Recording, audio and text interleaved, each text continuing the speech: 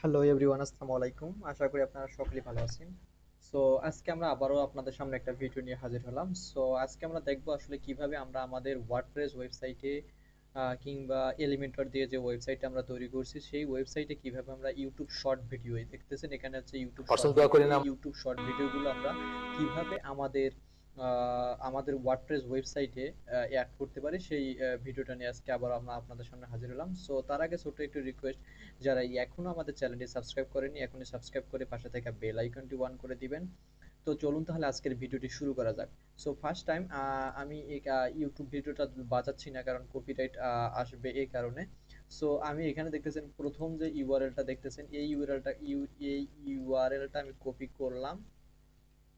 ওকে, so এই ইউআরএলটা আমি copy করতেছি। কপি করে আমি ফার্স্ট টাইম এখানে দেখতেছেন আমি একটা পোস্ট নিছি। আমরা যদি ওয়ার্ডপ্রেসে যে ডিফল্ট যে এডিটরটা আছে সেটা হচ্ছে গুটেনবার। এই গুটেনবারে যদি আমরা কপি যেটা লিঙ্কটা কপি করে নিয়ে আসলাম, পেস্ট করে দিলাম, তাহলে কিন্তু আমরা এখানে অটোমেটিক দেখবো যে ভিডিওটা অ্যাড হয়ে গেছে। আমরা প্লে করলে আমরা এখানে দেখতে পারতেছি। আমরা যদি প্লে করি তাহলে কিন্তু আমরা প্লে করতে পারতেছি। ওকে, সো এতে কিন্তু আমাদের কোনো সমস্যা হচ্ছে না। সো আমরা গুটেনবারে এভাবে অ্যাড করতে পারি। চাইলে আরেকভাবে আমরা অ্যাড করতে পারি। এখানে সার্চ দিয়ে আপনারা দিতে পারেন শর্টকাট।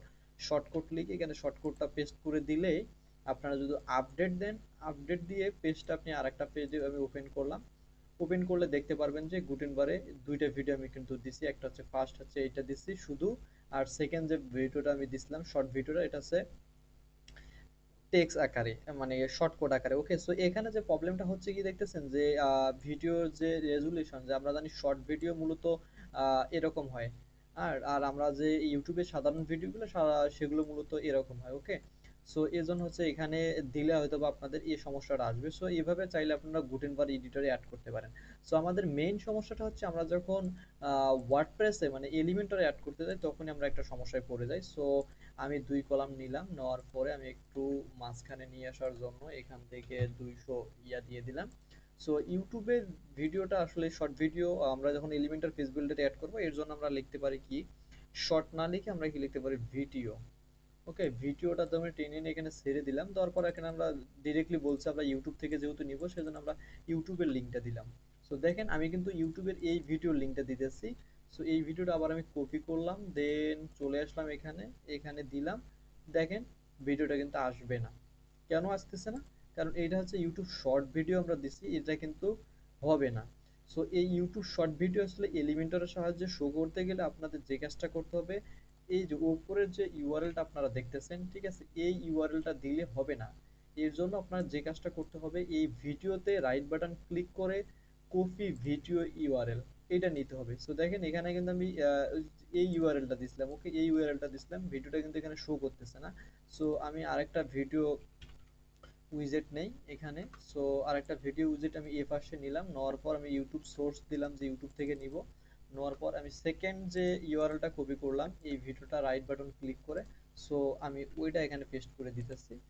সো এখন দেখবেন যে ভিডিওটা অটোমেটিক এখানে চলে এসেছে। আর এখান থেকে আমাদের রেজুলেশনটা ঠিক করে দিতে হবে। সে এই জন্য যে রেফ্রিজারেট আছে, সো এটা আমরা 9/9.6 করে দেবো। দেন তাহলে কিন্তু এটা ইউটিউব ভিডিও, এখানে কিন্তু ইউটিউব শর্টটা চলে আসলো। সো আপনারা চাইলে এভাবেই এলিমেন্টর পেজ বিল্ডারে এভাবে ইউটিউব শর্টটা দিয়ে দিবেন। সো দুইটার মধ্যে পার্থক্য হচ্ছে কি, আমরা যেখানে যখন আমরা ওপর থেকে ইউআরএলটা নেই এই ইউআরএল এর শর্ট কথাটা লেখা থাকে। ওকে, আর যখন আমরা ভিডিওতে রাইট বাটন